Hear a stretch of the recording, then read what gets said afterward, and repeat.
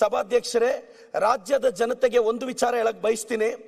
ಇತ್ತೀಚಿನ ದಿನಗಳಲ್ಲಿ ಎಲ್ಲರೂ ಅನ್ಕೊಂತಾ ಇದ್ದಾರೆ ಬಿಗ್ ಬಾಸ್ ವಿನ್ನರ್ ಗಿಲ್ಲಿ ಅಂತ.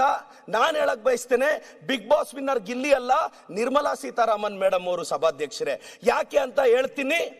ಕೊಟ್ಟಿರೋ 50 ಲಕ್ಷದಲ್ಲಿ 18% GST, 13% income tax, 4% cess, 52% Nirmala Sitharaman madam ಅವ್ರಿಗೆ ಹೋಗೋದ್ರಿಂದ ನಿಜವಾದ big boss winner Nirmala Sitharaman madam ಅವರು ಅಂತ ನಾನು ಹೇಳಕ್ ಬಯಸ್ತೀನಿ. ಸಭಾಧ್ಯಕ್ಷರೇ, ಪಾಪ ಮಂಡ್ಯ ಹುಡುಗರಿಗೆ ಹೋಗೋದು ಬರೀ 48%. ಅಂದ್ರೆ ಟ್ಯಾಕ್ಸೇಷನ್ ಸಿಸ್ಟಮ್ ಯಾವ ತರ ಕಾಮನ್ ಮ್ಯಾನ್ಗೆ ಸಮಸ್ಯೆ ಆಗ್ತಿದೆ ಅಂತ. ಸಭಾಧ್ಯಕ್ಷರೇ, Mahatma Gandhi national rural employment guarantee act, ಇದರಲ್ಲಿ ನಾವೇನ್ ಹೇಳಿದ್ವಿ, ಮೊದಲು 90-10 ರೇಷಿಯೋದಲ್ಲಿತ್ತು.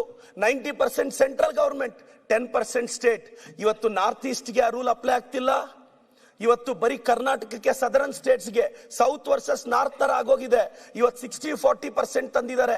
ಇವತ್ತು ಸ್ಟೇಟ್ ಮೇಲೆ ಹೊರೆ ಜಾಸ್ತಿ ಆಗ್ತಿದೆ, ಫೈನಾನ್ಷಿಯಲ್ ಬರ್ಡನ್ ಜಾಸ್ತಿ ಆಗ್ತಿದೆ. ಇದ್ರ ಬಗ್ಗೆ ಓದಿ ರಾಜ್ಯಪಾಲರೇ ಅಂತ ಕೇಳಿದ್ವಿ. ಅವರು ಓದಿದ್ದಾರೆ ಎನ್ನಲಾಗಿ ನಾವು ಭಾವಿಸ್ತಾ ಇದೀವಿ.